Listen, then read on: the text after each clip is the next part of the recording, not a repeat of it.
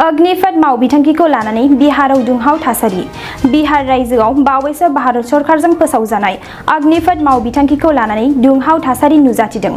माखासे सोमावसारग्रा हान्जाया अग्निपथ मावबिथांखिनि हेंथायै गोख्रोङै सोमावसारदों।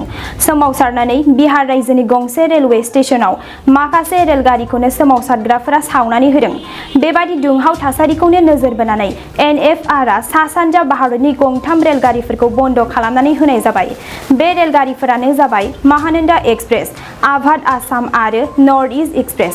एनएफआरआ बेखौ दिनै सुक्रुबार खालि टुइटार एकाउन्टनि गेजेरजों फोसावनाय जाबाय। नोंथाङा सरखारि साख्रि नागिरदों ना? नोंथांनि थाखाय मोनसे गोजोनथाव खौरां।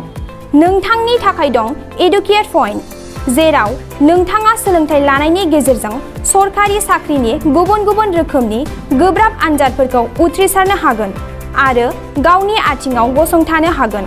बे एडुकेट पइन्टआव नोंथांमोना SSC, bank PO, bank clerk, bank SO, UPSC, FSC, defence, railway, state insurance, एएअ, एडिअ एसिस्टेन्टजों लोगोसे स्टेट लेभेल जब आरो माखासे सरखारि साख्रिनि आनजादाव गोनांथि जानाय आयदाफोराव सोलोंथाइ लानो हागोन। मख'नो गोनांदि बे सोलोंसालियाव साख्रिनिल' नङा, बेयाव एमबिए आरो सैनिक स्कुल बायदियाव एडमिशननि थाखाय एन्ट्रेन्स होनो थाखायबो सोलोंथाइ लानो हागोन।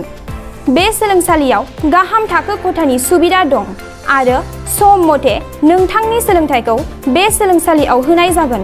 बेखौबो मिथिनांगोन दि बे एडुकेट पइन्टआव सोलोंथाइ लानानै बावैसो 2021-22 इं मायथाइनि एसएससि जिडिनि आनजादाव गासै 11 सा सोलोंसाफोरा उथ्रिसारनो हादों।